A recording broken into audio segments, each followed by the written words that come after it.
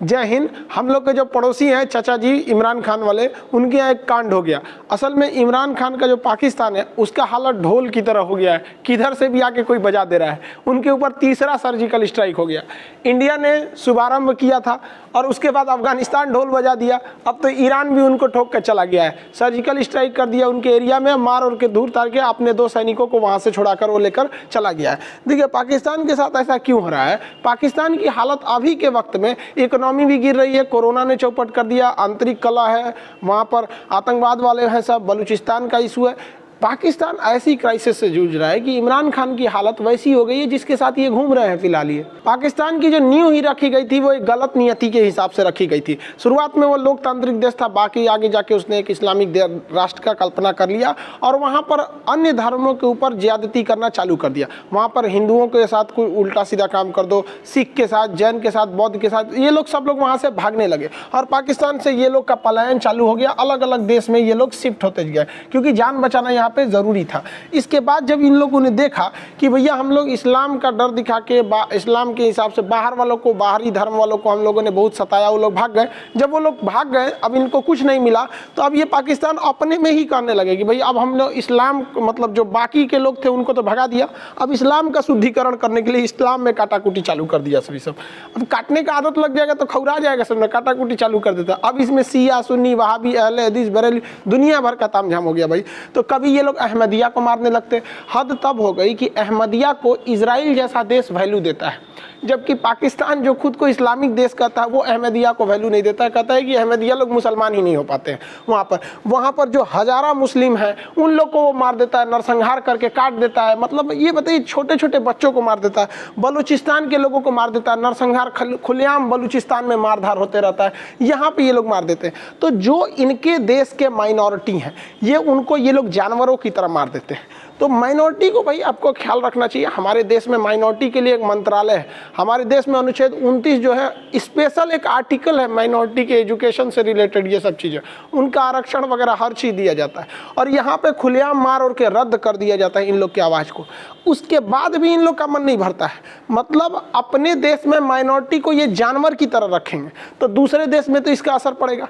अब बलूचिस्तान का, ये जो पाकिस्तान का ये राज्य है बलूचिस्तान, ये तो अलग होने की मांग कर रहा है। इससे इसकी जो सीमा लगती है ये ईरान से इसका ये बॉर्डर लगता है। अब ये लोग वहाँ पर भी रहते हैं लेकिन ईरान में शिया की अधिकता है, वहाँ पर ये लोग क्या हो जाते हैं, अल्पसंख्यक हो जाते हैं। सुन्नी जो लोग हैं यहाँ पर वो लोग अल्पसंख्यक माइनॉरिटी हो जाते हैं वहाँ पर। ये जो सुन्नी लोग थे लोग यहाँ पर, ये बलोच वगैरह पर अत्याचार वगैरह करने के बाद अब इनका क्या कहना है कि ईरान में इन लोग की संख्या कम पड़ जाती है। अब इनकी संख्या कम पड़ जाती है तो यहाँ पर अपनी माइनॉरिटी को मार दिया, उसके बाद ये इसके देश में एंट्री मार दिए सब, एक नया आतंकवादी संगठन बना के जिसका नाम रखा है जैशुल अल्द। ये जो जैशुल अदल जो है, जैश का मतलब होता है सेना, फौज, जैसे जैसे मोहम्मद, ऐसे करके बहुत सारा आतंकवादी संगठन। ये क्या कह रहा है कि ईरान में जाके हमला कर देता है कि तुम यहाँ पर सुन्नी पर अत्याचार ना करो, जबकि आप अगर देखेंगे तो ईरान के ऊपर कभी भी इस बात का आरोप नहीं लगा है कि वहाँ शिया सुन्नी का बवाल होता है। हालांकि ईरान में जब ईरानी रिवोल्यूशन हुआ था, वहाँ अमानुल्लाह खोमैनी जब आए थे तो एक अलग मैटर है जब वहाँ पे जो ये रिवोल्यूशन हुआ था, लेकिन वहाँ पर 80% से ज़्यादा आबादी वहाँ पर शियाओं की है। लेकिन वहाँ पर कभी भी आप नहीं देखेंगे कि शियाओं ने क्या किया, सुन्नी के ऊपर बहुत ज़्यादा ब्लास्ट कर दिया, ये सब टाइप का नरसंहार नहीं होता है। लेकिन पाकिस्तान में बहुत ज़्यादा नरसंहार होता है और इन गधों ने क्या किया है, कहा है कि जो यहाँ पर माइनॉरिटी रह रहे हैं ना, इनको तुम मत मारो। भाई मारता तो कोई नहीं है भैया, ये लोग अपने इन लोग को कहते हैं कि इनको बचाने के लिए हम यहाँ हमला करेंगे। मतलब तुम अपने देश में माइनॉरिटी को जिंदा मार दो, कुछ भी कर दो, तुमको कोई ह्यूमन राइट एवोल्यूशन नहीं होता है। लेकिन अगर तुम दूसरे देश के में जाके वहाँ पे भी बम फोड़ के चले आते हैं सब। अब इसमें ईरान इसका ताज़ा शिकार हुआ है। ईरान में ये लोग कई बार हमला कर चुके थे। ईरान में इन्होंने 2017 में यहाँ पे रिवोल्यूशनरी गार्ड के ऊपर हमला किया था। एक्चुअली ईरान में जब रिवोल्यूशन हुआ था तो सद्दाम हुसैन काफ़ी ज़्यादा इराक से ईरान के ऊपर प्रेशर बनाए थे, इसलिए वहाँ पर एक रिवोल्यूशनरी गार्ड नाम की एक फ़ौज बनाई गई।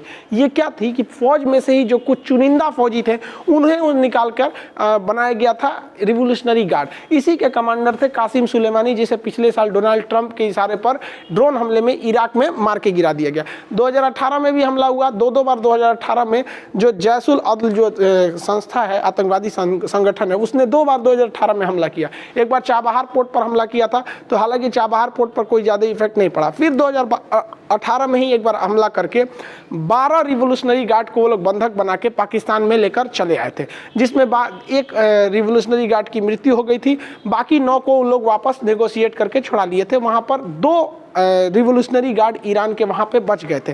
तो इस बार क्या हुआ है, ईरान ने सर्जिकल स्ट्राइक करके हमला कर दिया पाकिस्तान में, और पाकिस्तान में घुस के वहाँ के आतंकवादियों को थूर थार के उन लोग को 72 हूर के पास पहुँचा दिया गया है, और वापस उन 2 जो रिवोल्यूशनरी गार्ड थे उन्हें ईरान ने वापस ला दिया है।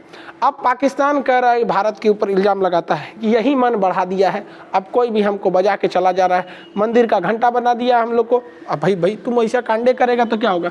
ईरान हमारे लिए ज़रूरी है क्योंकि चाबहार पोर्ट उसने दे रहा है। आपको याद होना चाहिए कि ईरान में यहाँ एक मरुस्थल है, नक्शा के क्लास में आपको पढ़ाए हैं, दस्त-ए-लूट का मरुस्थल। ये दस्त-ए-लूट मरुस्थल यहाँ पर है, और ये बलूचिस्तान का एरिया है, पाकिस्तान में अशांत रहता है। तो आप पाकिस्तान की मंशा देख सकते हैं ये किस तरह से यहाँ पर हो गया है। यहाँ पर माइनॉरिटी के लिए बहुत दुर्दशा हो गया, ये दूसरे को बहुत ज़्यादा सताने लगते हैं। अब जैसे अफगानिस्तान को ही देख लीजिए, अफगानिस्तान अभी अर्थव्यवस्था को लेकर परेशान है। वहाँ के तालिबान वालों ने बामियान में महात्मा बुद्ध की मूर्ति पर बम लगा के उड़ा दिया, जबकि महात्मा बुद्ध की पहाड़ काट के वो सबसे प्राचीन मूर्ति थी वहाँ पर। अगर उस मूर्ति पर, महात्मा बुद्ध की मूर्ति को सजो के रखता तो टूरिस्ट से कितना ज़्यादा वो कमा लिया रहता।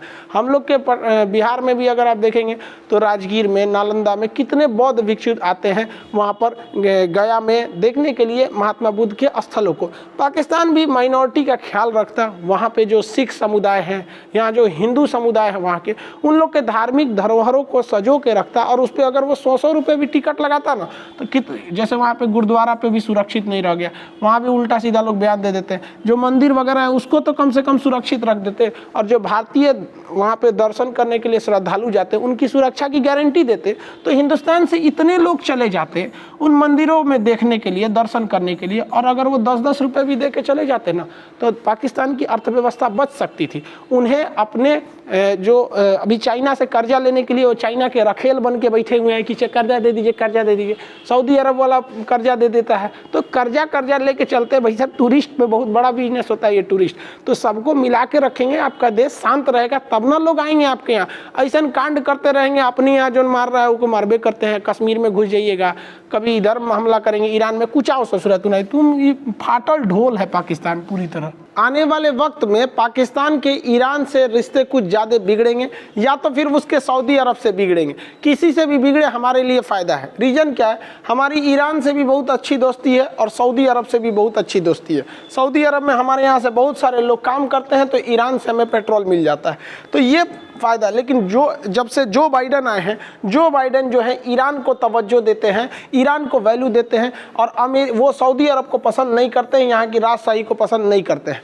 इसका मतलब अब सऊदी अरब के ऊपर दबाव बढ़ेगा और ईरान से प्रेशर हट जाएंगे, जिस वजह से मजबूरी में पाकिस्तान, देखिए पाकिस्तान भी एक सुन्नी कंट्री है, सऊदी अरब भी सुन्नी कंट्री है, तो ये दोनों मिलकर ईरान के ऊपर प्रेशर बनाएंगे। ये भारत के लिए बेहतर होगा, क्योंकि इसी पाकिस्तान के प्रेशर को न्यूट्रलाइज करने के लिए ईरान दबकर अपने प्रेशराइज महसूस करेगा और भारत को चाबहार के थ्रू रेलवे लाइन की कनेक्टिविटी को सुगमता से उपलब्ध करा देगा।